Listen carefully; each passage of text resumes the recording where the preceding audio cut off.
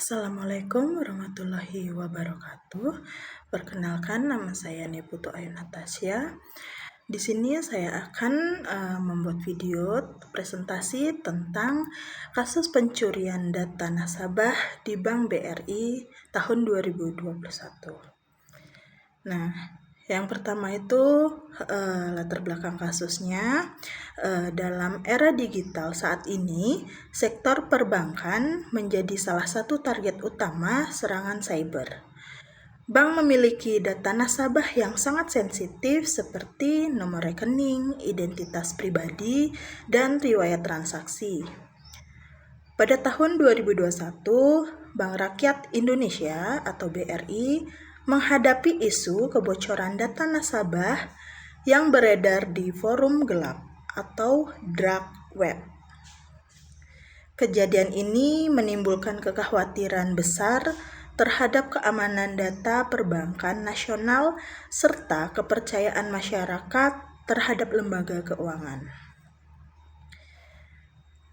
Untuk kronologinya, pada awal tahun 2021 muncul laporan dari komunitas keamanan cyber bahwa terdapat data nasabah Bank BRI yang diperdagangkan di situs gelap.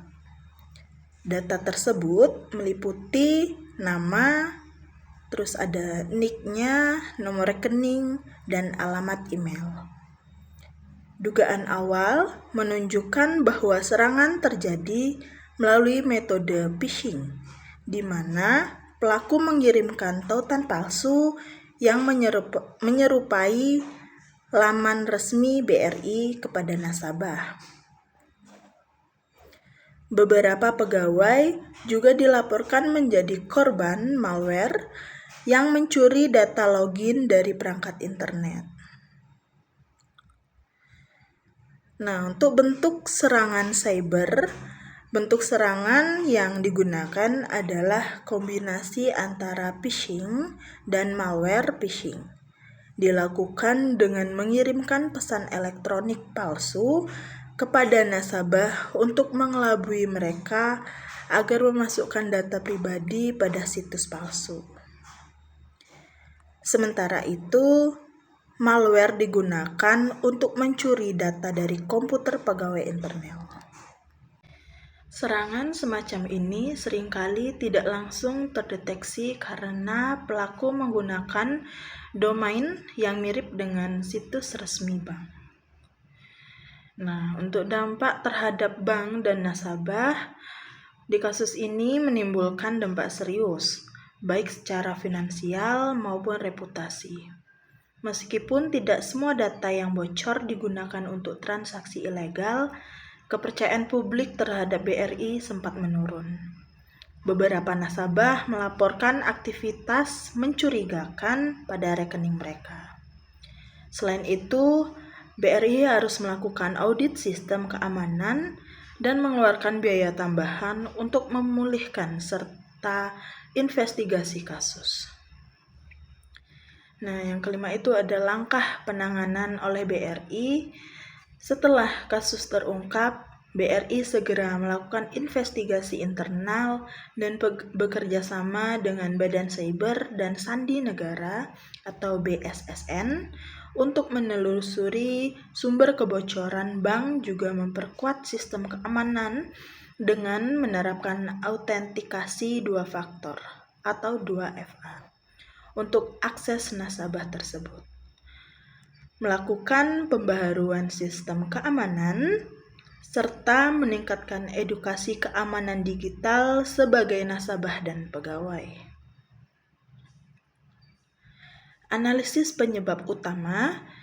Nah, untuk penyebab utamanya adalah rendahnya kesadaran keamanan digital di kalangan pengguna dan pegawai, serta kurangnya pengawasan pada sistem keamanan yang ada.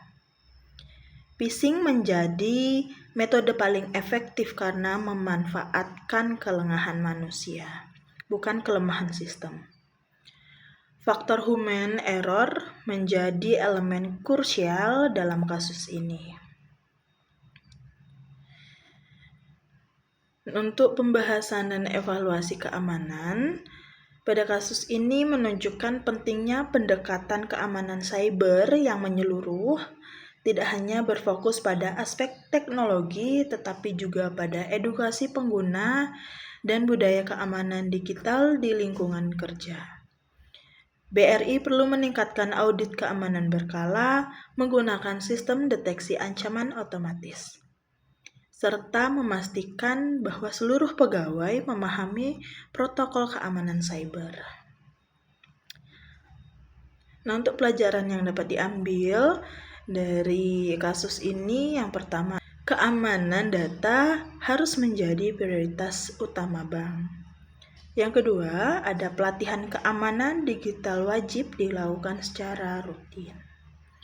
Nah, yang ketiga, pengguna autentikasi berlapis dapat mengurangi risiko kebocoran. Dan yang keempat, transparansi kepada publik penting untuk menjaga kepercayaan nasabah. Nah, dari kasus yang tadi saya paparkan, dapat disimpulkan bahwa kasus pencurian data BRI nasabah, kasus pencurian data nasabah di Bank BRI tahun 2021 menjadi pengingat bahwa keamanan cyber merupakan aspek kritis dalam operasional perbankan modern. Serangan cyber tidak hanya menimbulkan kerugian finansial, tetapi juga dapat merusak reputasi lembaga keuangan. Oleh karena itu, sinergi antara teknologi manusia dan kebijakan keamanan menjadi kunci utama dalam melindungi data nasabah dan menjaga kepercayaan publik. Baik, itu tadi kasus dan pemaparan serta penjelasan yang dapat saya sampaikan. Saya akhiri, selamat pagi.